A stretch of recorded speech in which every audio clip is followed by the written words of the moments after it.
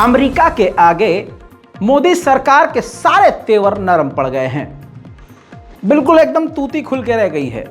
56 inch की छाती सुकड़ गई है, लाल आंख काली हो गई है। दोस्तों, यहां मजेदार बात यह है कि आड़ भक्तों की टोली अपनी अपनी गुफाओं में सुकून से गोबर खाती हुई नजर आ रही है। अब कोई भी मोदी भक्त ये नहीं कह रहा कि अमेरिका पर हमला कर देंगे, मिसाइल दाग देंगे, क्योंकि ये वो झुंड है जो झुंड मुसलमानों के खिलाफ एक एक्शन लेने वाले को तुरंत अपना बाप बना देती है।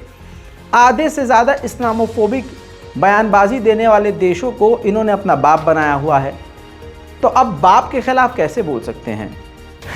सलाम, नमस्ते, सत श्री अकाल। मैं हूं रज़ा और आप देख रहे हैं रज़ा ग्राफी की इंटरनेशनल प्राइम टाइम रिपोर्ट, जिस रिपोर्ट के अंदर अंतर्राष्ट्रीय यानी दुनिया की तमाम बड़ी खबरें आसान और बेहद सरल और सिंपल भाषा में मैं आपको बताता हूं। कनाडा ने इल्ज़ाम लगाया था, फिर वही कांड भारत की एजेंसी पर भारत पर लग गया कि अमेरिका में करने की कोशिश की।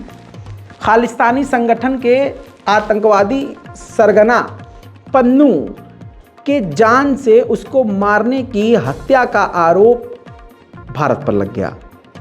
और ये कोई हल्का फुल्का आरोप नहीं है, दुनिया के सुपर पावर देश ने लगाया है, क्योंकि FBI ने पन्नू को बचाया, अमरीकी एजेंसी ने पन्नू को बचाया, वरना इल्ज़ाम यह है कि पन्नू तो कब का निमट चुका होता। जी हाँ, इतना ही नहीं, मामला इतना गंभीर है कि इस मामले में केस भी दायर कर लिया गया है और अमेरिका में सुनवाई चल रही है।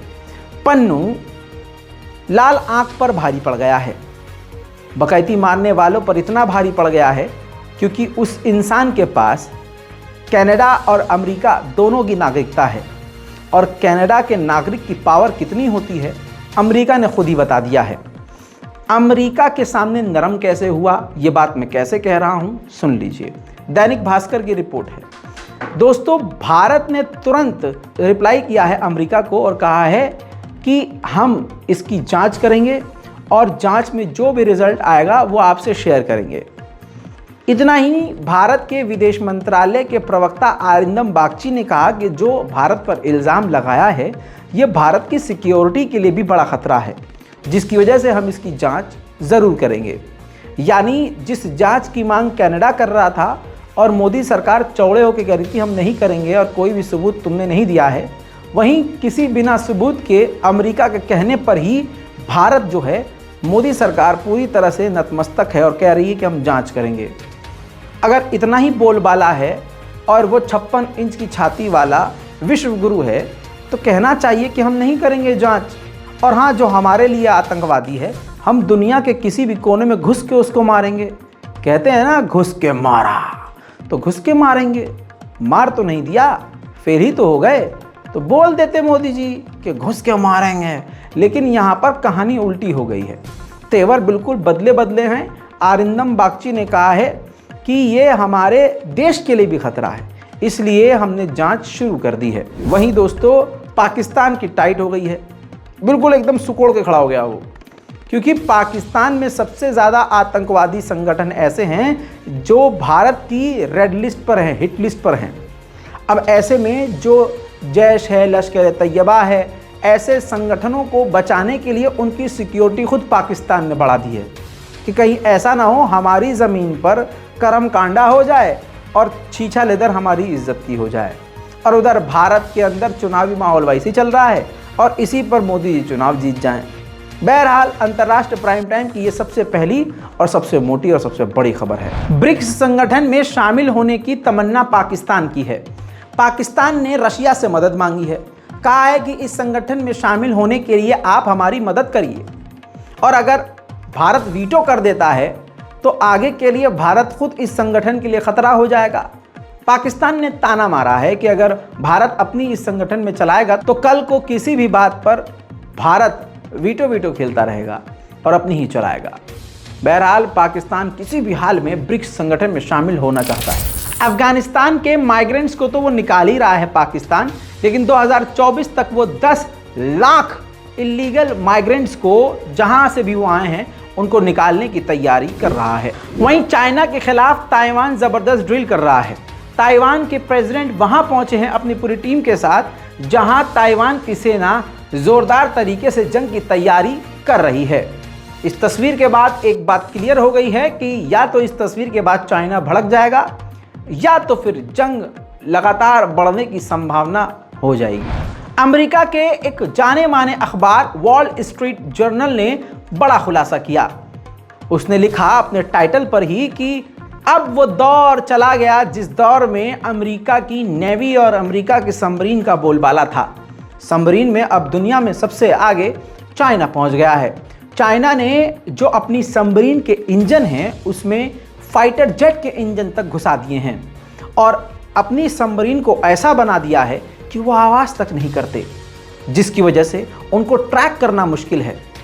उसी सबमरीन में उसने खतरनाक टॉर्पीडोज, एडवांस लेवल की मिसाइल, परमाणु मिसाइलें भी इंस्टॉल कर दी हैं, जो दुनिया के लिए अभी तक के सबसे खतरनाक नेवी हथियार है। अमेरिका इसके टक्कर पर भी नहीं आता। ये बात खुद वॉल स्ट्रीट जर्नल ने कही। उधर ईरान एक बार फिर से खेल गया है। IAEA के चीफ ने बताया है कि परमाणु और यूरेनियम की जांच के लिए जो हमारे इंस्पेक्टर ईरान जाते हैं उनको ब्लॉक कर दिया है, ईरान ने आने से मना कर दिया है। दोस्तों, एक बार फिर से ईरान के ऊपर शक बढ़ रहा है। हालांकि अमेरिका, जर्मनी, फ्रांस, ब्रिटेन और खुद ये बात ईरान के सुप्रीम लीडर कह चुके हैं कि हम चाहें तो 2 हफ्ते में 2 परमाणु बना सकते हैं। उधर फ्रांस अपना अपना खेल रहा है। फ्रांस भारी मात्रा में आर्मीनिया को हथियार दे रहा है। इस पर रूस के विदेश मंत्रालय की तरफ से कहा गया है कि जो फ्रांस ये हरकत कर रहा है इससे इलाके में तनाव पैदा हो सकता है और एक बार फिर से अज़रबैजान और आर्मीनिया की जंग छिड़ सकती है। उधर OIC ने अज़रबैजान से रिक्वेस्ट किया है कि आप अपने अज़रबैजान में हमारा एक OIC का दफ्तर खोलिए और मुस्लिम देशों से अपने रिश्तों को ठीक कीजिए। तुर्की ने बयान दिया है कि वो यूरो फाइटर जेट लेने की कोशिश कर रहे हैं क्योंकि अमेरिका का अब F-35 छोड़िए, हमें F-16 विमान भी नहीं मिल रहा है। एक बड़ा खुलासा ये हुआ कि नॉर्थ कोरिया ने एक सैटेलाइट रॉकेट लॉन्च किया। हालांकि नॉर्थ कोरिया के पास इतना दिमाग नहीं है, लेकिन खुलासा अब यह हुआ है कि उस सैटेलाइट लॉन्च में रशिया ने नॉर्थ कोरिया की मदद की थी। बात करें यूक्रेन की तो यूक्रेन की भी हालत ठीक नहीं है।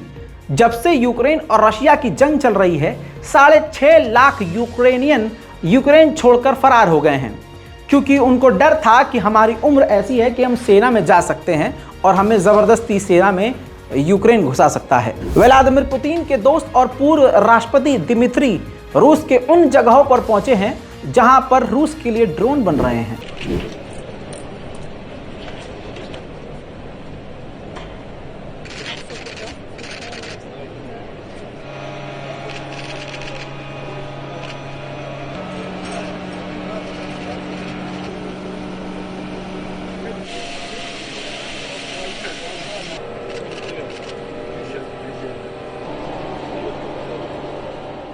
वहीं रशिया ने जानकारी दी कि यूक्रेन ने ड्रोन हमला उस जगह पर किया जहां पर पत्रकार मौजूद थे।